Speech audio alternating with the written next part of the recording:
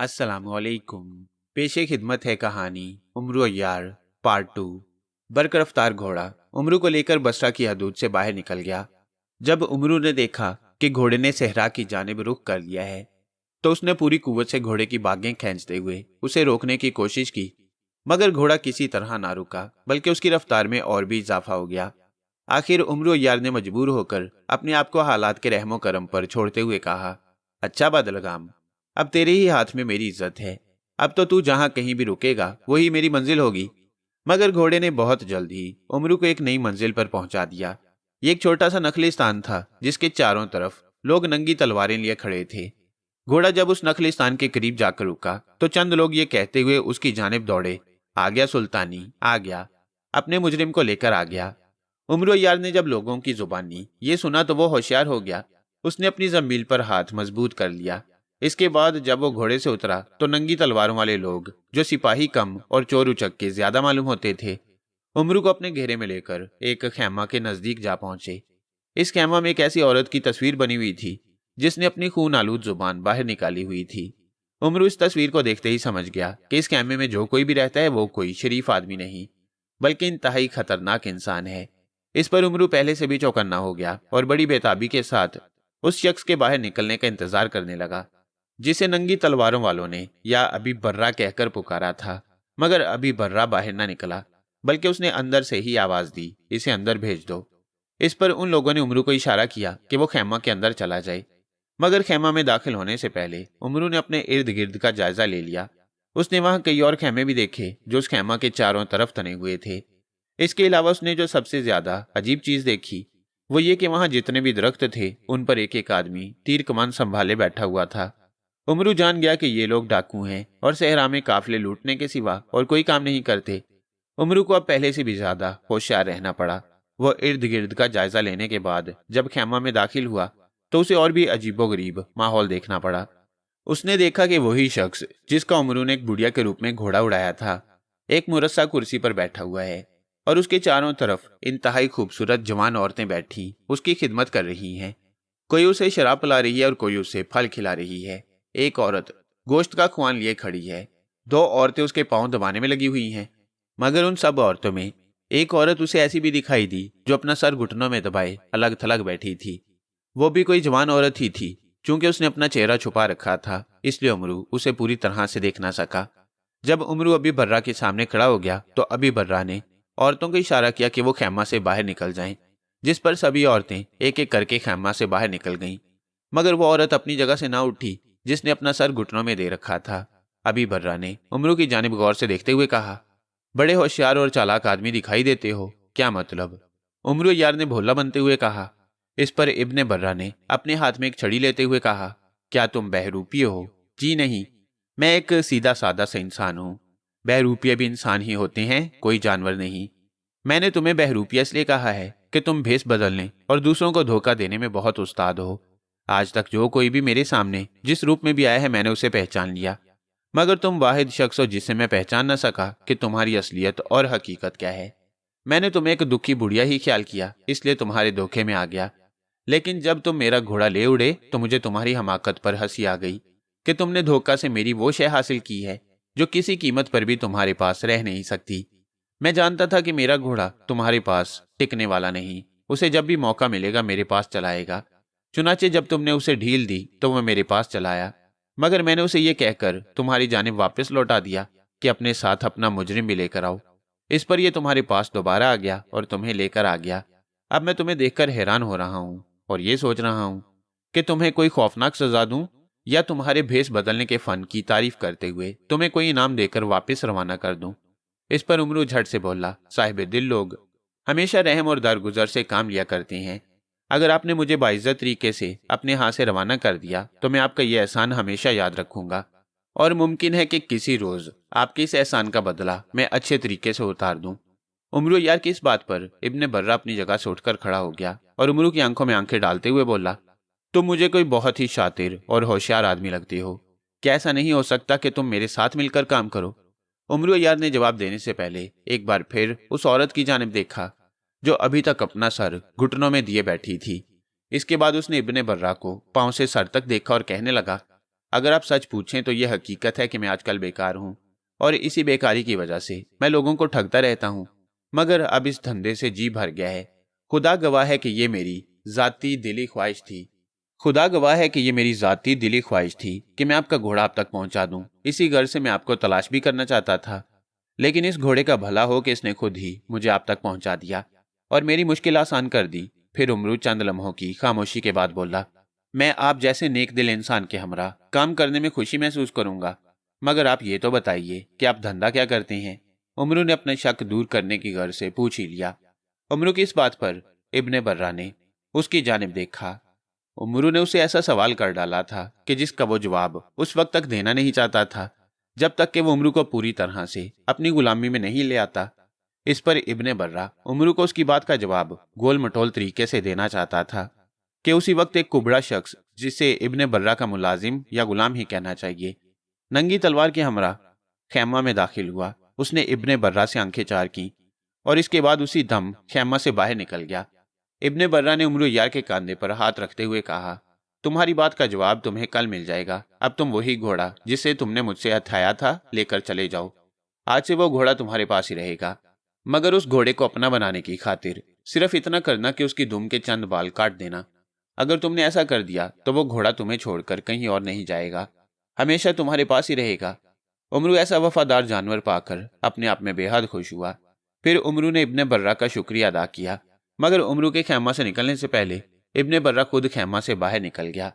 جب امرو خیمہ سے نکلنے لگا تو اس نے چلتے چلتے ایک بار پھر اس عورت کی جانب دیکھا جو اس کے لیے ایک معمہ بنی ہوئی تھی۔ امرو کے دیکھنے پر اس عورت نے بھی اپنا سر گھٹنے سے اٹھا کر جب اس کی جانب دیکھا تو امرو ٹھٹک کر رہ گیا۔ اس عورت کی شکل شہزادی بلقیس سے ہو بہو ملتی تھی۔ امرو کو ایسا معلوم ہوا کہ جیسے اس کی بیوی قبر سے اٹھ کر دوبارہ اس کے سامنے آ گئی ہو۔ امرو سے کوئی بات کرنا ہی چاہتا تھا کہ کبڑا شخص جو پہلے بھی خیمہ میں داخل ہوا تھا دوبارہ خیمہ میں داخل ہوا اور امرو کو بازو سے پکڑ کر خیمہ سے باہر لے گیا۔ پھر اسے سلطانی، یہ گھوڑے کا نام ہے، اس کے پاس لے جا کر کھڑا کر دیا۔ اس نے گھوڑے پر سوار ہونے سے پہلے ادھر ادھر نظریں دوڑائیں کہ کہیں اسے ابن برہ دکھائی دے جائے تو وہ اسے سلام کرے، لیکن اسے کہیں بھی ابن برہ دکھائی نہ دیا۔ آخر وہ گھوڑے پر سوار ہو کر اپنے شہر بصرہ کی جانب چل پڑا۔ امرو کے چلے جانے کے بعد کبڑا شخص جس کا نام آور تھا ابن برہ کی تلاش میں چل پڑا۔ وہ اسے ڈھونڈتا ہوا خیموں کی پشت پر آ گیا تو وہاں اسے ابن برہ پریشان حالت میں کھڑا دکھائی دیا۔ آور اسے دیکھ کر بولا، حضور آپ نے اپنا وفادار گھوڑا سلطانی اسے دیکھ کر اچھا نہیں کیا۔ ابن برہ نے بھی افسوس کا اظہار کرتے ہوئے کہا، ہاں آور، یہ ہم سے بہت بڑی غلطی ہوئی ہے، اور اس سے بھی بڑی بھول یہ ہوئی کہ وہ ہم سے بچ کر نکل گیا ہے۔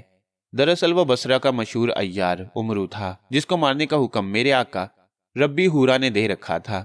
چنانچہ میں نے اسے دیکھا ہوا نہیں تھا، اس لیے اس کی یہاں آنے پر بھی میں اسے پہچان نہ سکا اور نہ ہی اس کی عیاریوں سے اس کو پہچان سکا۔ ہم سے بڑی بھول ہوئی آور، بڑی بھول ہوئی۔ کیا وہ دوبارہ نہیں آئے گا؟ آپ سے ملنے کا وعدہ تو کر گیا ہے۔ ہاں وعدہ تو وہ کر گیا ہے، مگر دوبارہ وہ اس طرح نہیں آئے گا، ضرور اپنا کوئی بندوبست کر کے ہی آئے گا۔ تم نے جو مجھے باہر بلایا تھا تو مجھ سے کوئی غیر ملنے نہیں آیا تھا۔ آقا آہورا کا غلام جن لاکیس انسانی بھیس میں مجھے ملنے اور یہ کہنے آیا تھا کہ بصرہ کی حدود سے نکلنے سے قبل امرو کو مار دینا ہوگا۔ ویسے لاکیس نے مجھے یہ بھی بتایا ہے کہ اس نے بھی امرو کو مروانے کے لیے ایک چال چلی ہوئی ہے۔ حضور، یہ امرو اتنا ہی خوفناک انسان ہے کہ جس کا مار ڈالنا ضروری ہے۔ ہاں، یہ یہودیوں کے لیے ہی نہیں بلکہ ہم جیسے انسانوں کے لیے بھی بہت خطرناک انسان ہے۔ اگر اسے پتہ چل گیا کہ ہم مسلمان عورتوں کو اغوا کر کے یہودیوں کے ہاتھوں فروخت کرتے ہیں تو یہ ظالم کسی قیمت پر بھی ہمیں زندہ نہیں چھوڑے گا، مروا کر یا گرفتار کروا کر رہے گا۔ لیکن آپ نے تو اسے ملازمت دینے کا وعدہ کیا ہے۔ یہ میں نے اچھا ہی کیا جو اس سے ایسی بات کر دی۔ اگر وہ ایسی بات کے مد نظر تنہا چلایا تو پھر یہاں سے زندہ بچ کر نہیں جائے گا۔ حضور، میں تو اسے راستہ میں ہی مار ڈالوں گا۔ ایسا نہ کرنا آور، اسے میرے پاس آنے دینا، میں خود ہی اس کی موت کا بندوبست کر دوں گا۔ اتنا کہنے کے بعد ابن برہ آور کے ہمراہ اپنے خیمہ کی جانب چل پڑا۔ امرو عیار ابن برہ اور اس عورت کے بارے میں جس کی شکل اس کی مرحومہ بیوی بلقیس سے ملتی جلتی تھی سوچتا ہوا اپنے گھر کی جانب چلا جا رہا تھا۔ وہ کبھی گھوڑے کو تیز کر لیتا اور کبھی آہستہ۔ بار بار اس کے دل میں یہ سوال اٹھتا تھا کہ یہ ابن برہ ہے کون، اس کا کاروبار کیا ہے، اور پھر وہ عورت جس کی اداس نظروں میں بہت کچھ دیکھا اور پڑھا جا سکتا ہے کون ہے؟ کیوں وہ سب سے الگ تھلگ اپنے چہرے کو چھپائے بیٹھی ہوئی تھی؟ वो तो कोई मुसीबत ज़दा औरत दिखाई दे रही थी, मगर उम्र यार को अपने किसी भी सवाल का जवाब न मिला। वो जूं जूं अपने घर की जानिब बढ़ता जाता था, उसकी सोच और फिक्र में इजाफा होता जाता। अब उसे इब्ने बर्रा से इतनी दिलचस्पी नहीं रही थी जितने कि उस औरत से उसकी दिलचस्पी बढ़ गई थी, जिसे देखने के बाद उसे अपनी वफादार और जानिसार बीवी की याद आ गई। उसके दिल में शहजादी बल्कीस की मौत का जख्म फिर से ताज़ा होकर रह गया। उसने बड़ी मुश्किल से अपने जहन और दिल से शहजादी की याद को खुरचा था, मगर उस औरत को देखने के बाद उसकी सारी यादें ताज़ा होकर रह गईं।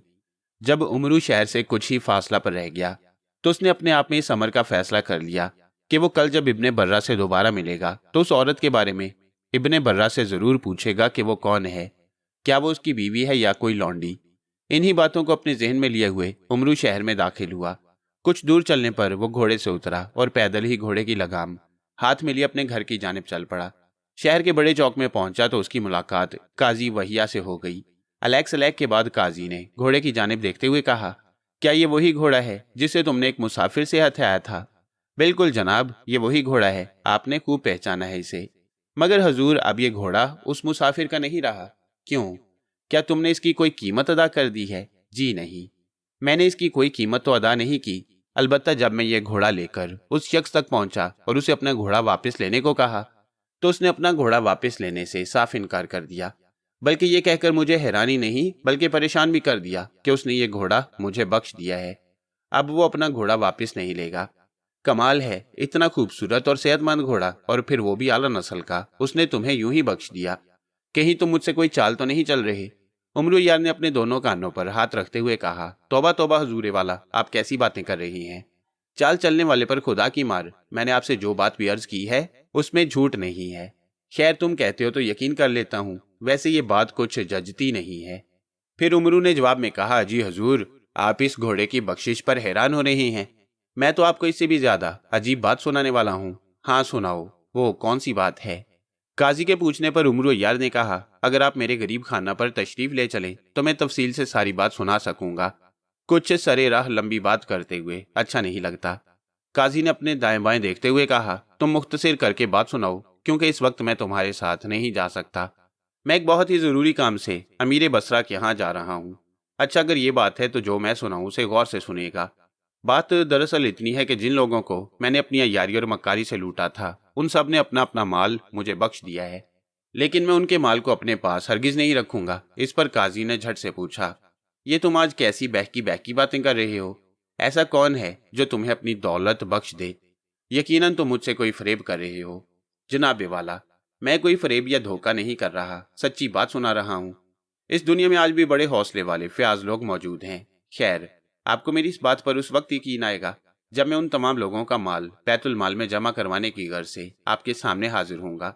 उमर यार की इस बात पर काजी की हैरानी दूर हुई। वो बोला, अगर ये बात है तो फिर मुझे तुम्हारी बात पर यकीन करना ही पड़ेगा।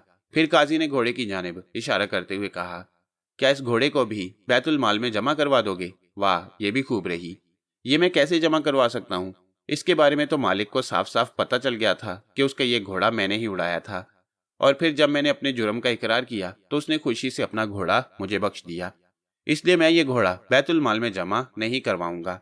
इस पर काजी वहिया मुस्कुराते हुए बोला, अच्छा भाई, घोड़ा ना जमा करवाना, तुम इसे अपने पास ही रखो। ये तो बताओ कि ऐसा सखी दिल इंसान था कौन जिसने ये आला नस्ल का घोड़ा तुम्हें बख्श दिया? उसका नाम इब्ने बर्रा है। और उमरू के इतना कहने पर काजी वहिया चौंक पड़ा। उसने उमरू की बात काटते हुए कहा, क्या कहा तुमने? फिर से उस मुसाफिर का नाम तो बोलो। इब्ने बर्रा, खौफनाक दरिंदा, काजी के मुंह से बेख्तियार निकल गया। ये आप क्या कह रहे हैं? क्या आप उसे जानते हैं? हाँ, मैं उस खौफनाक दरिंदे इब्ने बर्रा को खूब अच्छी तरह से जानता हूँ। किसी जमाने में वो बसरा में भी रह चुका है, मगर आजकल। हाँ, ये तुम बताओगे कि वो कहाँ रह रहा है, कहाँ तुम्हें मिला था और किस रूप में मिला था? काजी की इस बात पर उमरू समझ गया कि इब्ने बर्रा के बारे में मजीद बात करने से बात बढ़ जाएगी, बात से बात निकलनी शुरू हो जाएगी, और सरे राह ये अच्छा नहीं लगता कि इस मौजू को मजीद तूल दिया जाए। चुनाचे उमरू यार ने इस मौजू को फिर कभी करने की गर्ज से कहा, काजी साहब, सरे राह इस बात को तूल देना अच्छा नहीं लगता। आखिर आप कब तक यूं खड़े रहकर मेरी बात सुनते रहेंगे? बेहतर यही है कि मैं अपने घर से होकर आपके यहाँ चला आता हूँ। उतनी देर में आप भी अमीर के यहाँ से होकर अपने घर आ चुके होंगे। फिर इब्ने बर्रा के बारे में सारी बात आप ही के घर में बैठकर हो जाएगी। नहीं उमरू, इस सिलसिला में ज्यादा देर नहीं होनी चाहिए। मैं ही नहीं बल्कि अमीर बसरा इब्ने औफ भी इब्ने बर्रा के बारे में जानने के लिए सख्त बेचैन है। इसलिए तुम अपने घर से होकर फौरन अमीर के यहाँ चले आओ, फिर वहीं बैठकर सारी बात हो जाएगी। इस पर उमर यार जब अपने घर की जानिब चलने लगा तो काजी ने उसे रोकते हुए कहा, बेहतर तो यह है कि तुम इसी वक्त मेरे साथ ही अमीर के यहाँ चलो। इब्ने बर्रा के बारे में बात सुनाकर वापस अपने यहाँ चले जाना। नहीं काजी साहब, मेरे लिए अपने घर जाना बहुत जरूरी है। वो क्यों? चूंकि उमर यार के जहन में जिन्नों की बातें अभी भी ताज़ा थी, इसलिए उसने काजी वैया से मिन्नत करते हुए कहा, हजूर आप इस सिलसिला में जिद ना करें, मेरे लिए घर से होकर आना बहुत जरूरी है। खैर, अगर तुम अपनी जिद पर अड़ ही गए हो तो जाओ पहले अपने घर की खैर खबर ले लो, उसके बाद अमीर के यहाँ चले आना, मगर ज्यादा देर ना करना। तुम जानते नहीं कि इब्ने बर्रा के बारे में सब कुछ जानना तुम्हारे और हमारे लिए क्यों जरूरी है। आप फिक्र न करें, मैं जल्दी अमीर के यहाँ पहुंचने की कोशिश करूंगा। इतना कहने के बाद उमर यार ने काजी वैया को सलाम करते हुए अपने घर की राह ली। उमर यार ने घर में दाखिल होने से कबल घोड़े को एक जानिब खड़ा किया, फिर अपने खंजर से उसकी दुम के चंद बाल उतार कर अपनी जेब में रख लिए। इसके बाद घोड़े की जानिब देखते हुए बोला, मैंने वही कुछ किया है जो तुम्हारे साबका आका ने तेरे बारे में मुझे कहा था। अब देखना यह है कि तू मेरे साथ वफादारी करता है या बेवफाई। इतना कहकर उमर ने घोड़े को खुला छोड़ दिया और खुद अपने मकान के अंदर दाखिल हो गया। मकान में दाखिल होते ही उमर को खतरे का एहसास हो गया। उसकी छठी हिस्स ने उसे किसी मुसीबत या खतरे का एहसास दिला दिया जिस पर वो इंतहाई मोहतात अंदाज में कदम उठा रहा था। सबसे पहले उमर ने अपने उस कमरे का दरवाजा खोला जिसमें वो सोया करता था। कमरे का दरवाजा खोलते ही उसकी नजरों के सामने अंधेरा छा गया। उसने गिरते गिरते अपने आप को संभाला। उसके कमरे की अजीब ही हालत थी, कोई शय भी कमरे में मौजूद न थी।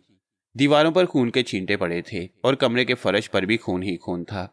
उमर ने अपने आप पर काबू पाया। उस कमरे से हटकर उसने दूसरे कमरे को खोलकर देखा तो उसकी हालत भी खराब ही थी।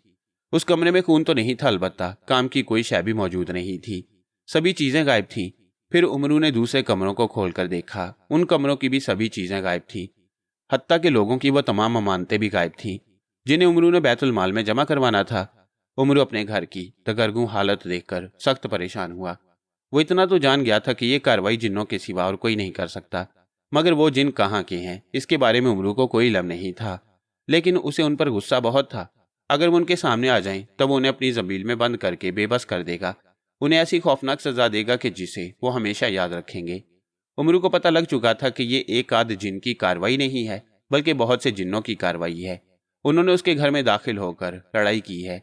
अगर लड़ाई नहीं की तो शरारत के तौर पर किसी जानदार का खून उन्होंने उसके कमरे में बखेरा है। उमर अपने घर की हालत पर उदास और गमगीन बैठा था कि उसे किसी के दरवाजा खटखटाने की आवाज सुनाई दी। उमर ने चौंक कर दरवाजे की जानिब देखा। उसने अंदर से कोई जवाब ना दिया। चंद लम्हों की ताखीर के बाद उसने उठकर दरवाजा खोला तो उसे अपने सामने हाकिम शहर का प्यादा खड़ा दिखाई दिया। प्यादे ने उमर को देखकर कहा, हजूर आपको हाकिम साहब और काजी साहब ने याद फरमाया है। उमर ने प्यादे से कोई बात न की और ना ही अपने घर का दरवाजा मुकफ्फल किया। घोड़े पर सवार हुआ और सीधा हाकिम शहर की जानिब चल पड़ा।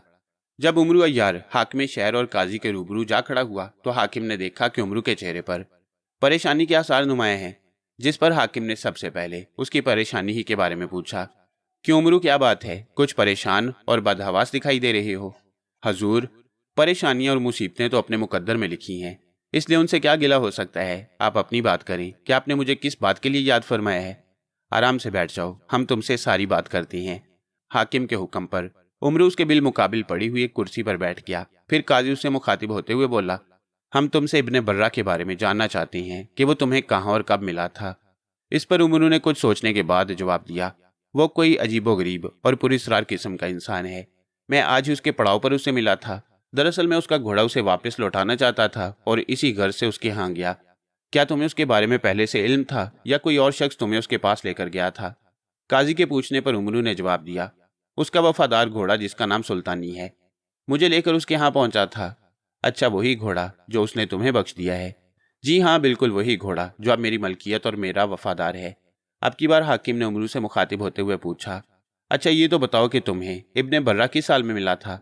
बहुत ही खूबसूरत हालत में, क्योंकि जब मैं उसे मिला था तो मैंने इंतहाई खूबसूरत औरतों को उसके इर्द गिर्द उसकी खिदमत करते हुए पाया।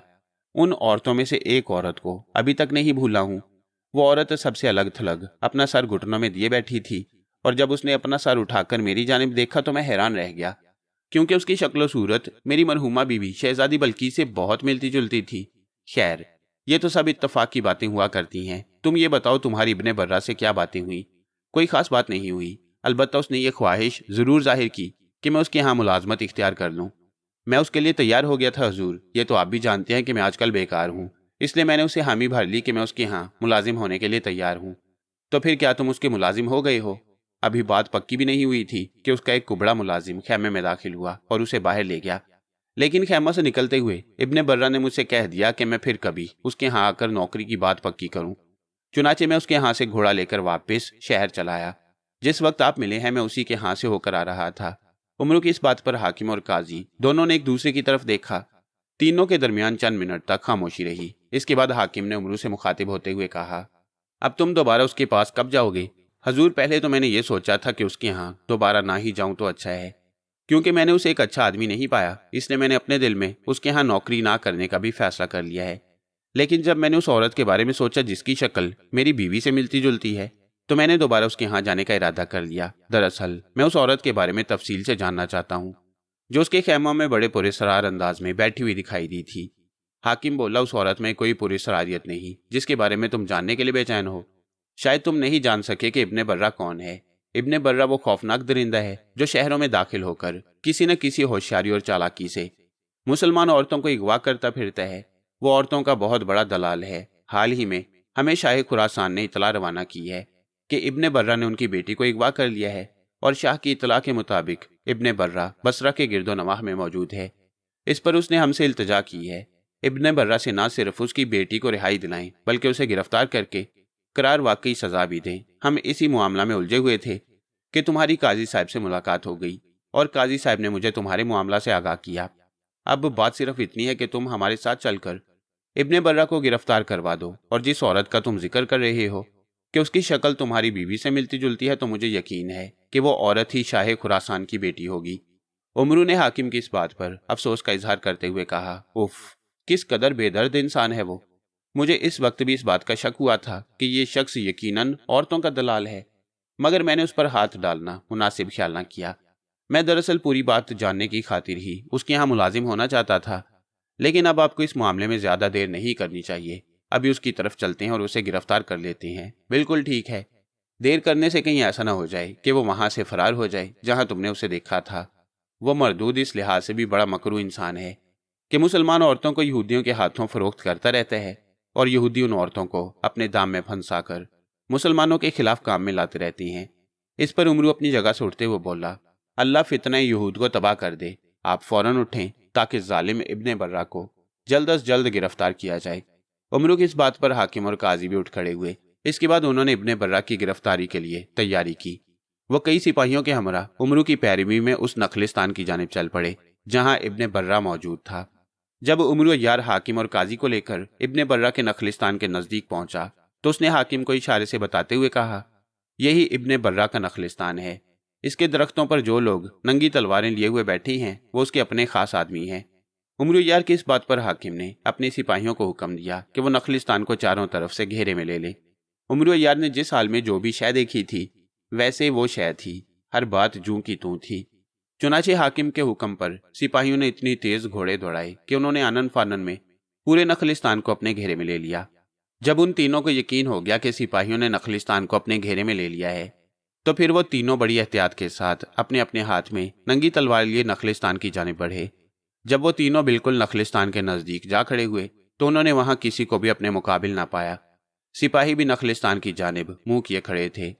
جو لوگ نخلستان میں تلواریں اور نیزے وغیرہ لیے کھڑے تھے، جب انہوں نے حاکم شہر عمرو اور قاضی کو دیکھا تو بڑے ادب آداب کے ساتھ ان کے نزدیک آ کھڑے ہوئے۔ پھر انہیں جھک کر سلام کرنے کے بعد پوچھا، آپ حضور کس غرض سے یہاں تشریف لائے ہیں؟ حاکم ان سے بولا، ہم لوگ تمہارے آقا ابن برہ سے ملنے آئے ہیں، کیا تم لوگ ہمیں ان سے ملنے دو گے؟ کیوں نہیں حضور، ہمارے آقا تو بے ضرر قسم کے انسان ہیں، آپ سے مل کر یقیناً خوش ہوں گے۔ اس پر تینوں اپنے اپنے گھوڑے پر سے اتر کر ان لوگوں کے پیچھے پیچھے چل پڑے۔ راستہ میں حاکم نے قاضی کے کان میں کہا، ابن برہ تو بڑا شفاق اور ظالم انسان ہے، مگر یہاں تو کچھ بات الٹ ہی دکھائی دے رہی ہے، کہیں ہم سے کوئی دھوکہ تو نہیں ہو رہا۔ حاکم کی اس بات پر قاضی کو بھی کچھ اندیشہ ہوا۔ اس نے عمرو سے بھی ایسی ہی بات کرتے ہوئے کہا، کہیں ابن برہ ہمیں یرغمال کے طور پر اپنے پاس قید نہ کر لے۔ मगर उमरू को किसी किस्म की कोई फिक्र और खतरा न था। उसके पास जंबील मौजूद थी। अगर उसने कोई ऐसी वैसी बात होती महसूस की तो वो खुद इब्ने बर्रा और उसके साथियों को अपनी जंबील में कैद कर लेगा, किसी एक को भी आज़ाद नहीं छोड़ेगा। इस पर उमरू ने काजी को तसल्ली देते हुए कहा, आप फिक्र न करें, इब्ने बर्रा हमसे कोई ऐसी वैसी बात ना कर सकेगा। अगर उसने कोई शरारत की तो मैं उसे ऐसी खौफनाक सजा दूंगा कि जिस पर वो बेबस होकर रह जाएगा। अभी उमरू ने बात खत्म ही की थी कि इब्ने बर्रा के आदमियों ने उन तीनों को इब्ने बर्रा के खैमे के सामने जा खड़ा किया। फिर उसी लम्हा इब्ने बर्रा अहलन सहलन मरहबा या उमरू अमीर कहते हुए खैमा से बाहर आ गया। इसी तरह उसने हाकिम और काजी से भी कहा। फिर तीनों ने बारी बारी मुआनका भी किया और हाथ भी मिलाए। इसके बाद बड़े अदब के साथ उन तीनों को खैमे में आने को कहा। इस पर सबसे पहले हाकिम, फिर काजी और आखिर में उमरू खैमा में दाखिल हुआ। इब्ने बर्रा की खैमा में उस वक्त भी वही औरतें मौजूद थीं जो उमरू ने अपने आने पर देखी थी। पहले की तरह वही औरत जिसकी शक्ल उमरू की बीवी से मिलती थी अपना सर घुटनों में दिए बैठी थी। उमरू के लिए कोई बात भी नई नहीं थी। जब ये तीनों एक एक नशिस्त पर जा बैठे तो इब्ने बर्रा ने औरतों को इशारा किया कि वो खैमा से निकल जाएं। इस पर तमाम औरतें एक एक करके खैमा से बाहर चली गईं। आखिर वो औरत भी उठकर खैमा से बाहर की जानिब चल पड़ी जिसकी शक्ल शहजादी बल्कीस से मिलती जुलती थी। वाकई वो वही औरत थी, क्योंकि उमरू ने उसे अपनी जगह से उठते हुए देख लिया था। लेकिन अभी उसका एक कदम खैमा के अंदर ही था कि इब्ने बर्रा ने अपनी जगह पर बैठते हुए उसे पुकारा, रईसा, ये बसरा के मोअज़्ज़ज़ मेहमान हैं, इनके लिए कावा और खुश्क गोश्त के टुकड़े ले आओ। रईसा ने इस बात में सर हिलाया और खैमा से बाहर निकल गई। इसके बाद इब्ने बर्रा ने हाकिम से मुखातिब होते हुए कहा, हजूर, ये सब मेरे हरम से ताल्लुक़ रखती हैं। मेरे अब्बा हजूर के पास इससे भी ज़्यादा औरतें हरम में मौजूद रहती थीं। खुदा उनको गरीक के रहमत करे। आज उनकी बदौलत ही मेरी ये ज़िंदगी ऐशो आराम से गुजर रही है। हाकिम ने पूछा, क्या आप अरब के किसी हिस्सा से ताल्लुक़ रखते हैं? इब्ने बर्रा बोला, जी हाँ, मैं हराफी का रहने वाला हूँ। शामी हो? काजी ने भी इब्ने बर्रा से मुखातिब होते हुए पूछा, जी हाँ, मैं शामी ताजिर हूँ। जब कभी तजारत के लिए निकलता हूँ तो अपने साथ सभी को लेकर चलता हूँ, अपने हरम को भी और अपने मददगारों को भी। हाकिम और काजी दोनों ने इब्ने बर्रा को देखा हुआ था, मगर इसकी शक्ल में और इब्ने बर्रा की शक्ल में ज़मीन व आसमान का फ़र्क था, क्योंकि इब्ने बर्रा ने अपनी शक्ल को एक नया रूप दे रखा था।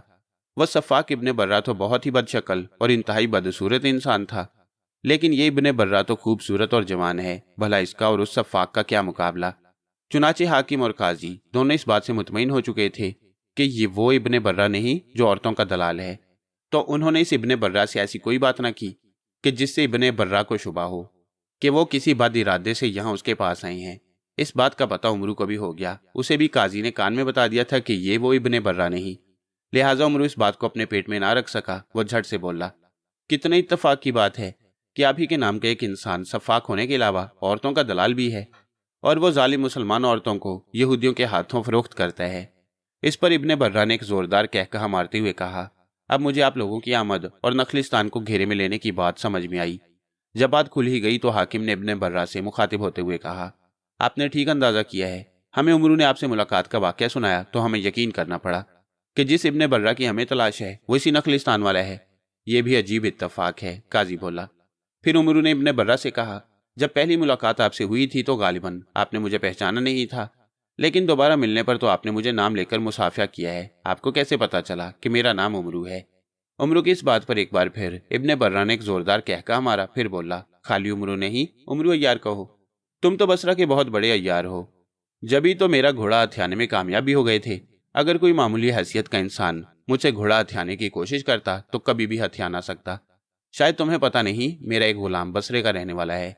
उसी ने मुझे तुम्हारे नाम और कारनामों से आगाह किया है। उसने तुम्हें नखलिस्तान से निकलते हुए पहचाना। उसके बताने पर मैंने तुम्हें अपने पास बुलाना चाहा, मगर उस वक्त तक तुम घोड़े पर सवार होकर जा चुके थे। इब्ने बर्रा ने बात खत्म ही की थी कि रईसा दूसरी औरतों के साथ खुश्क गोश्त और कहवा लेकर हाजिर हो गई। उसने अदब और एहतराम के साथ हर एक के सामने गोश्त की रकाबें रखी। इसके बाद जब वो हाकिम और काजी को कहवा देने के बाद उमरू को कहवा देने की गर्ज से उसके करीब पहुंची तो उमरू ने गौर से उसके चेहरे की जानिब देखा। उमरू को उसका चेहरा कुछ नकली सा मालूम हुआ, क्योंकि उसके चेहरे पर ऐसे दाग थे जो इससे कबल उसके चेहरे पर दिखाई नहीं दिए थे। रईसा ने जब उमरू को गौर से अपनी जानिब देखते हुए पाया तो एकदम पीछे हट गई। फिर मजीद कोई काम किए बगैर खैमा से बाहर निकल गई। उसकी जगह एक और औरत ने ले ली। इब्ने बर्रा ने भी उमरू को रईसा की जानिब गौर से देखते हुए ताड़ लिया था, मगर उसने इस मामला को ज्यादा अहमियत ना दी। वो हाकिम और काजी से मुसलसल बातें करता रहा। جب وہ تینوں کھانے پینے سے فارغ ہو گئے تو حاکم نے ابن برہ سے کہا، آپ کی بڑی نوازش، آپ نے ہماری بے حد خاطر تواضع کی ہے۔ آپ کسی روز ہمارے پاس کسی ملک کا اچھا مال لے کر ضرور آئے، ہمیں دوسرے ملکوں کا مال خریدنے کا بے حد شوق ہے۔ اس پر ابن برہ نے ہنستے ہوئے کہا، مگر آپ یوں تو نہیں جا سکتے، کیا مطلب؟ حاکم نے کچھ حیران نظروں سے ابن برہ کی جانب دیکھتے ہوئے کہا۔ اس پر ابن برہ نے ایک عورت کو اشارہ کیا جس پر وہ فوراً باہر نکل گئی۔ اس کے بعد ابن برہ نے حاکم سے مخاطب ہوتے ہوئے کہا، یہ کیسے ہو سکتا ہے کہ حاکم شہر اور قاضی اور پھر بصرہ کا سب سے بڑا عیار عمرو میرے غریب خانہ پر تشریف لائیں اور میں انہیں کچھ دیے بغیر اپنے ہاتھ سے روانہ کر دوں؟ یہ نہیں ہو سکتا۔ اس پر قاضی نے ابن برہ کو اپنی جانب متوجہ کرتے ہوئے کہا، نہیں ابن برہ، ہمیں تمہارے کسی تحفے کی کوئی ضرورت نہیں۔ تم نے ہم سے جس اخلاق کا مظاہرہ کیا ہے ہم لوگ اسی سے خوش ہیں اور تمہارا یہی تحفہ ہمارے لیے کافی ہے۔ اس پر ابن برہ مسکراتے ہوئے بولا، قاضی صاحب آپ کیسی بات کر رہے ہیں؟ اخلاق اور محبت سے پیش آنا میرا اخلاقی فرض ہے اور آپ لوگوں کی خدمت بھی کرنا میرا فرض ہے۔ آپ اس علاقہ کے حاکم ہیں، منصف ہیں، اس لیے میں یہ بات کیسے برداشت کر سکتا ہوں کہ آپ میرے ہاں تشریف لائیں اور میں آپ کو کچھ دیے بغیر واپس جانے دوں، جبکہ اللہ تعالیٰ نے مجھے سب کچھ دے رکھا ہے۔ ادھر ابن برہ کی بات ختم ہوئی، ادھر تین عورتیں خیمہ میں ایک ایک تشت لیے ہوئے داخل ہوئیں۔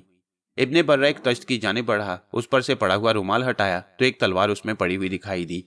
ابن برہ نے وہ تلوار ابن عوف حاکم بصرہ کی جانب بڑھاتے ہوئے عرض کیا، یہ آپ کے لیے حقیر تحفہ، اس کے دستہ پر جو کچھ بھی آپ کو دکھائی دے رہا ہے وہ سچا ہے، یعنی کوئی بھی ہیرا اور موتی نقلی نہیں ہے۔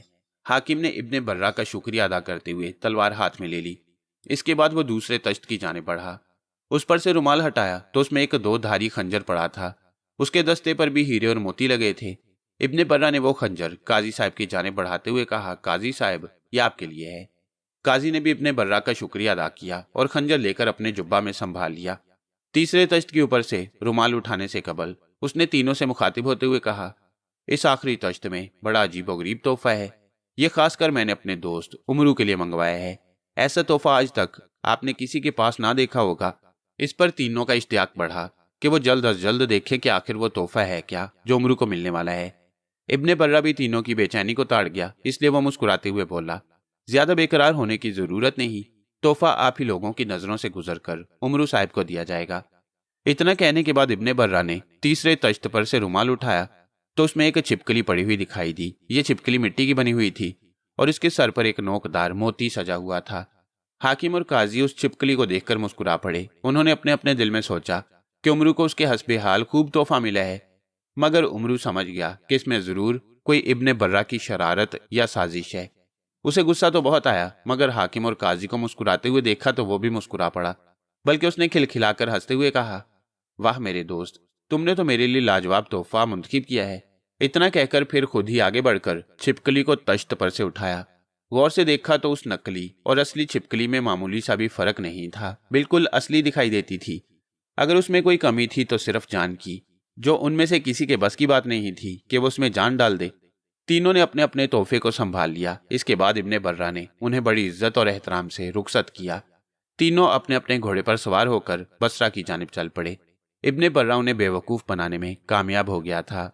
ایک انجانا سا خوف عمرو کے ذہن و دل پر چھایا ہوا تھا۔ وہ اپنے گھر سونا نہیں چاہتا تھا، مگر کہیں اور بھی رہنے کے لیے تیار نہیں تھا۔ آخر دل کو مضبوط کر کے اس نے اپنے آپ میں فیصلہ کر ہی لیا کہ خواہ کچھ ہو جائے وہ اپنے گھر کے سوا کہیں اور جا کر نہیں سوئے گا۔ اگر اسے کسی بات کا حوصلہ تھا تو خدا کے بعد اپنی زنبیل کا، جس کے ہوتے ہوئے وہ بڑے سے بڑے دشمن کا مقابلہ کر سکتا تھا۔ وہ جانتا تھا کہ اگر کوئی بھی دشمن اس کے مقابل آ کھڑا ہوا تو وہ اسے اپنی زنبیل میں قید کرنے میں دیر نہیں کر سکتا۔ جو ہی اس کے لب حرکت میں آئیں گے دشمن زنبیل میں بند ہو کر رہ جائے گا۔ چنانچہ وہ اپنی زنبیل کو لیے گھر میں داخل ہوا۔ اس نے گھوڑے کو بھی گھر کے اندر داخل کر لیا۔ دروازہ بند کرنے کے بعد اس نے گھوڑے کو صحن میں کھلا چھوڑ دیا اور خود وہ مہمان والے کمرے میں جا داخل ہوا۔ شمعدان روشن کیا تو حیران رہ گیا۔ جو چیزیں اس کمرہ میں سے غائب تھیں وہ سب کی سب جوں کی توں پڑی ہوئی تھیں۔ ہر شے اسی کرینے سے رکھی تھی جیسی کہ عمرو نے رکھی ہوئی تھی، کوئی شے بھی کم نہیں تھی۔ عمرو نے اپنے دل میں سوچا شاید اس جن کو رحم آ گیا ہے جو وہ چیزیں لے اڑا تھا، اس نے خود ہی تمام چیزیں لا رکھی ہیں۔ مگر معاملہ تو کچھ اور ہی تھا جو اس وقت عمرو کی سمجھ سے باہر تھا۔ پھر اس نے اپنے دل میں سوچا کہ ابھی تک اس کے گھر کو جنوں نے چھوڑا نہیں ہے، وہ ابھی تک اس کے گھر میں آ جا رہی ہیں۔ عمرو نے اپنے دل میں سوچا کہ اسے اب زیادہ ہوشیاری کے ساتھ اپنے گھر میں رہنا ہوگا۔ پھر عمرو کو اپنے دوسرے کمروں کا خیال آیا۔ وہ جاننا چاہتا تھا کہ آیا دوسرے کمروں کا سامان بھی واپس آ گیا ہے یا نہیں۔ یہ سوچ کر اس نے شمعدان کو ہاتھ میں لیا اور دوسرے کمروں میں جھانکنے کی خاطر چل پڑا۔ سب سے پہلے اس نے وہ کمرہ دیکھا جس میں اسے جنوں کی آوازیں اور چیخیں سنائی دی تھیں۔ اس کمرے میں بھی ساری چیزیں پڑی ہوئی تھیں، کوئی شے بھی اپنی جگہ سے غائب نہیں تھی۔ اس کمرے کو خوب اچھی طرح سے دیکھنے کے بعد وہ اپنے اس کمرے میں پہنچا جس میں وہ سویا کرتا تھا۔ اس کمرے کی بھی تمام چیزیں جوں کی توں پڑی تھیں، بلکہ اس کی مسہری پر جو چادر پڑی تھی اس میں سلوٹیں پڑی ہوئی تھیں، مگر اب اس میں کوئی سلوٹ نہیں تھی۔ بڑے صاف ستھرے طریقہ سے کسی نے چادر بچھائی ہوئی تھی۔ کمرے میں خون کا ایک معمولی دھبا بھی نہیں تھا۔ ان لوگوں کا مال بھی ایک کونے میں پڑا تھا جسے عمرو نے عیاری سے ہتھیایا تھا۔ وہ مال دیکھ کر عمرو نے اپنے دل میں اللہ کا شکر ادا کیا۔ پھر عمرو اور کمروں کو چھوڑ کر اس کمرے میں اپنی مسہری پر لیٹ گیا۔ لیٹتے ہی اسے کوئی وزنی شے اپنے جبہ کی جیب میں پڑی ہوئی محسوس ہوئی۔ عمرو کو فوراً خیال آیا کہ اس کی جیب میں ابن برہ کی دی ہوئی چھپکلی پڑی ہے، مگر وہ اتنی وزنی تو نہیں تھی جو اس وقت اسے اس کا وزن محسوس ہو رہا تھا۔ عمرو نے جیب میں ہاتھ ڈال کر چھپکلی نکالی۔ وہ بالکل ویسی ہی تھی جیسی اسے ابن برہ کے ہاں سے ملی تھی، مگر اس کا وزن پہلے سے کچھ زیادہ محسوس ہو رہا تھا۔ مگر عمرو اس بات پر حیران نہ ہوا۔ اس نے سوچا کہ شاید اس وقت بھی اس کا وزن اتنا ہی ہوگا جتنا کہ اب ہے، مگر چھپکلی کو پہلی بار ہاتھ میں لیتے ہوئے اس نے کسی وزن کا احساس نہیں کیا ہوگا۔ عمرو نے چھپکلی کو اپنے سامنے پڑی ہوئی ایک تپائی پر رکھ دیا۔ اس کے بعد اس نے جبہ اتارا اور بڑے سکون سے تکیہ کا سہارا لے کر لیٹ گیا۔ لیٹتے ہی اس کے ذہن سے جنوں کا خیال نکل گیا اور ابن برہ کا خیال آ سمایا۔ عمرو نے اپنے دل میں کہا کہ یقیناً ابن برہ وہی ہے جو عورتیں گواہ کرتا پھرتا ہے، لیکن اس نے اپنا حلیہ بدل رکھا ہے اور اسی حلیہ کی بدولت یہ ہمیں دھوکہ دینے میں کامیاب ہو گیا۔ حاکم اور قاضی نے ابن برہ کو دیکھا ہوا ہے، مگر اس نے شکل تبدیل کر کے انہیں بھی دھوکے میں رکھا۔ وہ بڑا چالاک اور شاطر انسان ہے۔ وہ عورت جو مجھے پہلے روز دکھائی دی تھی، دوبارہ وہ عورت میرے سامنے نہیں آئی، بلکہ جو عورت اس کے روپ میں میرے سامنے آئی تھی اس نے بھی اپنی شکل و شباہت تبدیل کر رکھی تھی۔ اس نے وہی روپ اختیار کر رکھا تھا جس روپ میں میں نے پہلے دن وہ عورت دیکھی تھی، جس کی شکل و شباہت میری بیوی سے ملتی جلتی تھی۔ یہ سب کچھ اس نے محض ہمیں دھوکہ دینے کی خاطر کیا۔ وہ کوئی تبدیلی اس لیے نہ لایا کہ کہیں مجھے شک نہ پڑ جائے اور میں قاضی اور حاکم سے حقیقت بیان نہ کروں۔ ابن برہ کا جو اصل روپ ہے وہ ظاہر ہونا چاہیے۔ حاکم اور قاضی تو اسے جاننے اور پہچاننے میں ناکام رہے ہیں، مگر میں نے اسے پہچان لیا ہے۔ مگر میں اپنی اس پہچان کا ذکر نہ تو حاکم سے کروں گا اور نہ ہی قاضی سے، کیونکہ میں اپنے طور پر اس پاجی ابن برہ کو اصلی روپ میں لا کر حاکم اور قاضی کے سامنے پیش کرنا چاہتا ہوں۔ یہ میری دلی خواہش ہے۔ میں اس مردود کو ہرگز نہیں چھوڑوں گا، اسے اس کے مذموم ارادوں کے ساتھ اریاں کر کے چھوڑوں گا۔ پھر اس کا ذہن اس عورت کی جانب منتقل ہو گیا جسے دیکھتے ہی اسے اپنی بیوی یاد آ گئی تھی۔ عمرو نے اپنے دل سے کہا کہ یقیناً وہ شاہ خراسان کی بیٹی ہے۔ اس کے خد و خال شہزادیوں جیسے ہی دکھائی دے رہے تھے۔ ابن برہ اسے ضرور کسی یہودی کے ہاتھوں فروخت کر کے دم لے گا، مگر میں اسے ایسا نہیں کرنے دوں گا۔ اس سے قبل کہ وہ اسے کسی یہودی کے ہاتھوں فروخت کرے، میں شہزادی کو اس کے ہاں سے لے اڑوں گا۔ اتنی بات اپنے دل سے کرنے کے بعد عمرو نے سوچنا شروع کر دیا کہ ابن برہ کو کیسے اصلی روپ میں دیکھا جا سکتا ہے اور پھر شہزادی کو اس کے پڑاؤ میں تلاش کر کے کیسے اغوا کیا جا سکتا ہے۔ یہ دونوں باتیں عمرو کو انتہائی مشکل دکھائی دے رہی تھیں۔ ذنبیل ہونے کے باوجود یہ دونوں کام اسے مشکل دکھائی دے رہے تھے۔ ابھی تک اس نے ابن برہ کو اصلی روپ میں نہیں دیکھا تھا۔ جب اس نے اس کا گھوڑا ہتھیایا تھا تو وہ اس وقت بھی اسی روپ میں تھا جس روپ میں اس سے ملاقات ہوئی تھی۔ حاکم اور قاضی کے نزدیک ابن برہ ایسی شکل و شباہت والا نہیں ہے۔ عمرو عیار اسی سوچ میں تھا کہ اسے گھوڑے کے ہنہنانے کی آواز سنائی دی۔ عمرو کسی انجانے خطرے کا احساس کرتے ہوئے مسہری سے اٹھ کھڑا ہوا۔ کمرے سے نکل کر دیکھا تو اس نے گھوڑے کو صحن میں خوفزدہ حالت میں دوڑتے ہوئے پایا۔ عمرو جان گیا کہ ضرور کوئی جن گھر میں داخل ہوا ہے، چونکہ غیبی چیزیں جانوروں کو فوراً دکھائی دے جاتی ہیں، اس لیے گھوڑا جن کو دیکھ کر ہی خوفزدہ ہوا ہے۔ اس پر عمرو فوراً اندر گیا اور اپنی زنبیل اٹھا لایا۔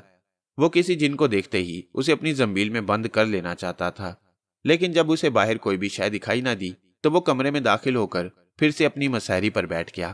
اس نے کمرے کا دروازہ اندر سے بند کر لیا۔ اسی وقت شمعدان کی بتیاں تھر تھرائیں اور اس کے ساتھ ہی عمرو کو سرد ہوا کا جھونکا اپنے جسم سے ٹکراتا ہوا محسوس ہوا۔